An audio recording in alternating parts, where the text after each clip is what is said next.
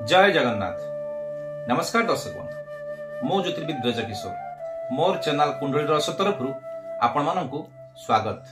मु आशा करुछि प्रभु जगन्नाथ कृपारु आपण मान निश्चित भल थिबे।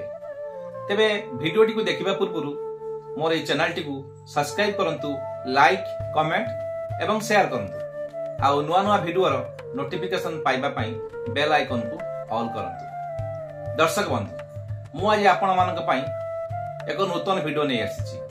आपण को कुंडली रे ग्रह मानकर स्थिति जो भली अछि, आपण तार स्थिति को देखिकी आपण प्रतिकार करिवे। जदि ग्रहटी भल स्थिति रे अछि ता पई आपण कोन करिवे, जदि ग्रहटी खराब स्थिति रे अछि तेबे ता पई आपण कोन करिवे।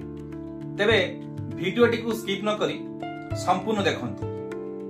दर्शक बंधु, जदि आपण को जातक रे कोनोसी भी ग्रह जदि भल स्थिति रे अछंती, आपण पई ग्रहटी त्रिकोण रो अधिपति 1, 5, 9 रो अधिपति, तेबे से ग्रह पई आपण केबे दान करिवेनी। से ग्रहर जो रंग बा जो कलर, सेई कलर रो वस्तु आपण केबे जीवन रे दान करिवेनी। कारण आपण दान करबा द्वारा से ग्रह धीरे धीरे कमजोर हो जाए।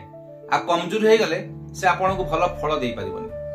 धरि नतु आपणकर मेष लग्न, आपणकर मेष लग्न अधिपति ले मंगल, तेबे आपण केबे मंगलक जिनिस लाल सामग्री आपण केबे दान करिवेनी।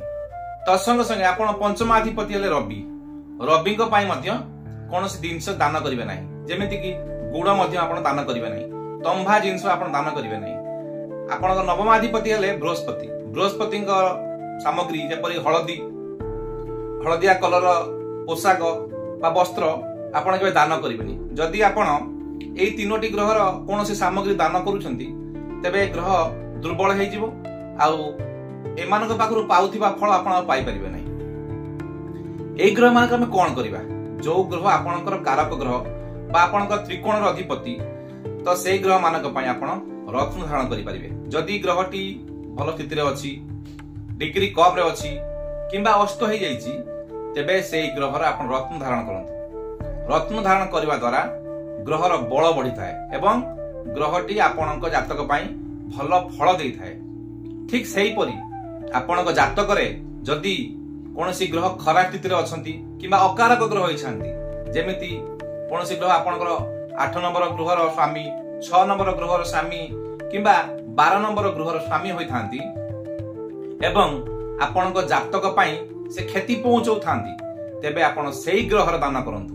आ सेही ग्रहर दान करबा द्वारा सेही ग्रहटी दुर्बल हेई थाए। आ दुर्बल हबा द्वारा आपणक जातक उपरे कोनोसी खराब प्रभाव पकेई पारेनी। एबे आपण पूरा कांसेप्ट आपण निश्चय बुझी पारुथिबे म आशा करूची। तेनु आपण केबे भी जीवन रे भल ग्रह पई दान आ खराब ग्रह पई कोन केबे आपण रत्न पिंधिबे नाही। जदि आपण खराब ग्रह रत्न पिंधिबे आपण पई सर्वनाश, आ जदि भल ग्रहर दान कले ता मध्ये आपण पई सर्वनाश। रहउची दर्शक बंधु, पुणी आपण संग देखा हबो आउ एक नुआ वीडियो रे। विदाय दियंतु। नमस्कार।